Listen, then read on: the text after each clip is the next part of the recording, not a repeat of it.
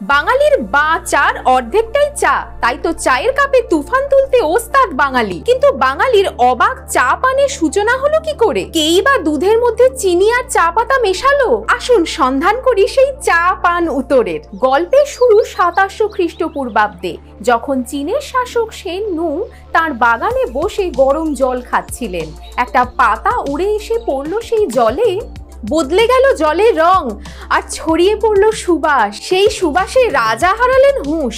তারপর রাজারও চৈতন্য হলো, চায়েরও এন্ট্রি হলো। 1500 সাল নাগাদ বৌদ্ধ সন্ন্যাসীদের হাত ধরে জাপান পৌঁছলো চা পান।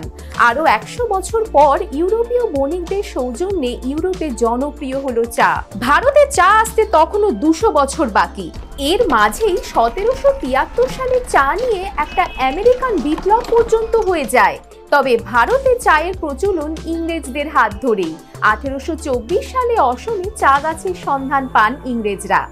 এরপর এদেশে বাণিজ্যিকভাবে চায়ের চাষ শুরু হয়। চা উৎপাদনের পাশাপাশি চাকে জনপ্রিয় করার জন্য কলকাতা শহরে বিনামূল্যে চা খাবার ব্যবস্থাও করেছিলেন ইংরেজরা।